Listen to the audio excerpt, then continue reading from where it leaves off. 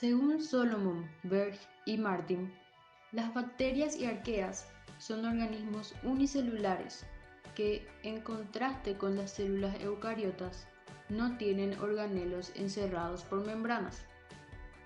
La mayoría tienen una pared celular que rodea la membrana plasmática y tienen una sola molécula circular de ADN. En la imagen presente se pueden observar los distintos componentes de una célula bacteriana. Por ejemplo, el nucleoide, la pared celular, las membranas, los flagelos, ribosomas, entre otros. La importancia del estudio de las características básicas de las bacterias radica en la presencia de las mismas en todos los ambientes conocidos sobre la Tierra y la constante interacción que los seres humanos tenemos con ellas.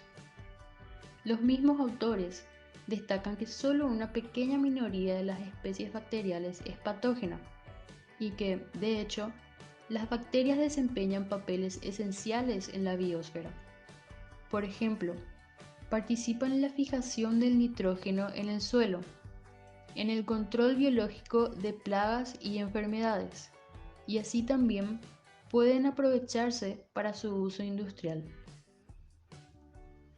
Con el fin de analizarlas en detalle, a menudo se clasifican según las siguientes características. Morfología. Se analizan la forma y la agrupación que presentan. Las tres formas básicas constituyen las de los cocos, esféricas u ovaladas, bacilos, cilíndrica o de bastones, rectos o curvos, y espirilos, en forma de espiral, y pueden agruparse en cadenas, como estreptococos y estreptobacilos, en racimos, como estafilococos, en tétradas o de apares, como los diplococos, pudiendo haber variantes en las formas y agrupaciones básicas. Estructuras de locomoción. Flagelos y filamentos axiales. Los flagelos son filamentos proteicos helicoidales, delgados y rígidos, que tienen longitud y diámetro uniforme y son responsables de la movilidad de la bacteria.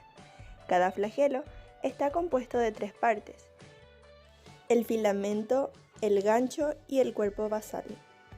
El filamento tiene forma de hélice rígida y la bacteria se mueve cuando éste gira, como las hélices de un barco. La dirección de la rotación de los flagelos determina el movimiento bacteriano. La rotación de los mismos en sentido antihorario permite el movimiento de avance, mientras que en sentido horario hace que las células den vueltas. Las especies bacterianas presentan diferentes distribuciones de flagelos.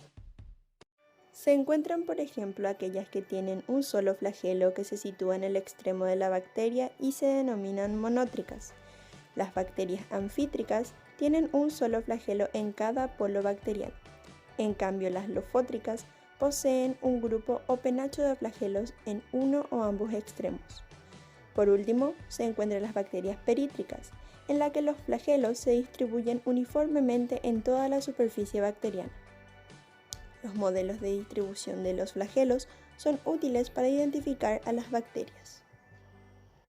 Las bacterias se clasifican además según la composición de su pared celular, con un procedimiento desarrollado por el médico danés Christian Gram, denominado tinción o coloración de Gram. Las bacterias que absorben y retienen en el laboratorio el tinte violeta cristal se conocen como Gram positivas, mientras que las que no retienen el tinte cuando se enjuagan con alcohol son Gram negativas. Debido a que las paredes celulares de las bacterias Gram positivas son muy gruesas y consisten principalmente de peptidoglicano, estas pueden teñirse con el colorante, ya que la red está expuesta fácilmente al mismo.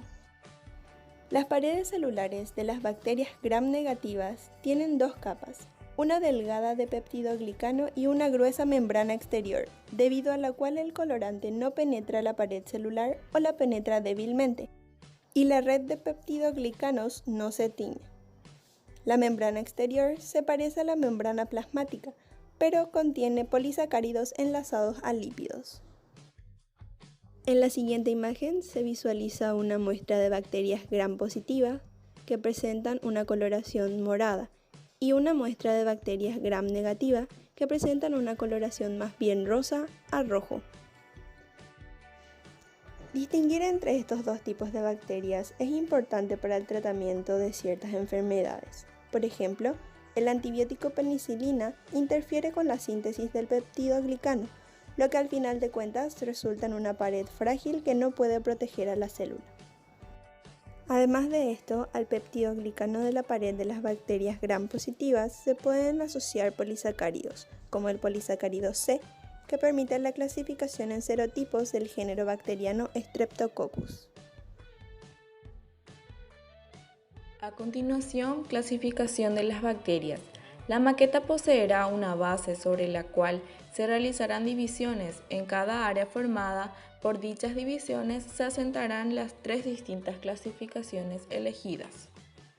La lista de materiales necesarios para la realización de la maqueta: papel diario, pajitas de plástico, restos de globos, corchos, tapas de pinceles desgastados para pizarra, tapas de botellas, cartón para la base principal, cajas de cartón fino, cerdas de cepillo, hilo de lana, anillado de cuaderno y pegamento. El ensamblaje. La base estará compuesta por un cuadrado de cartón de medida 60 por 60 centímetros dividido por una pared de cartón en diagonal, formando dos triángulos. Uno de estos triángulos se volverá a dividir en su mitad. Todo se pintará de distintos colores para distinguir cada clasificación. En el triángulo más grande se ubicará la clasificación según la composición de la pared celular, las bacterias gram positiva y gram negativa.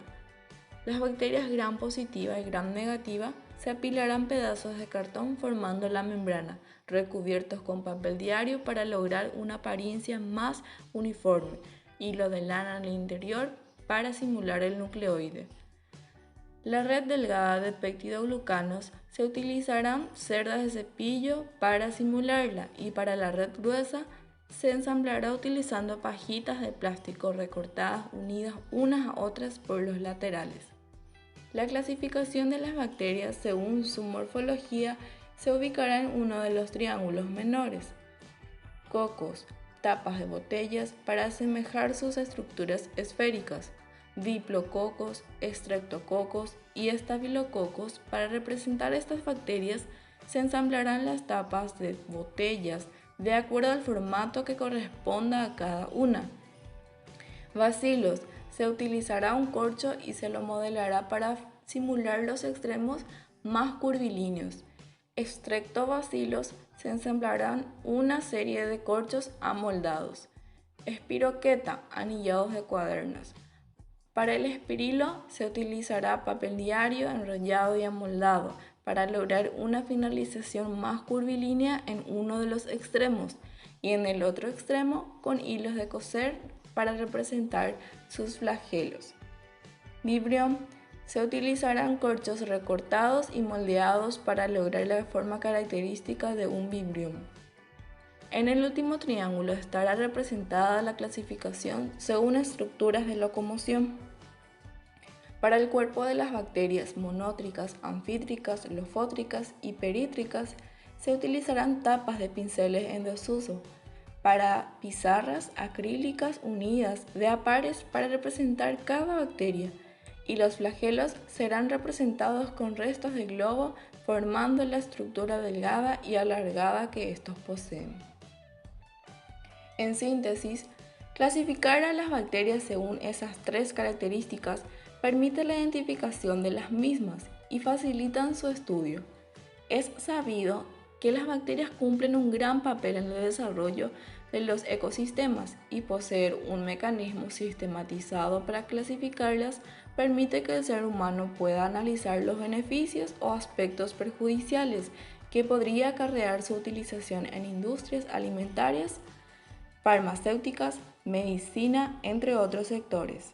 Este esquema pretende ayudar al aprendizaje de manera didáctica y sostenible.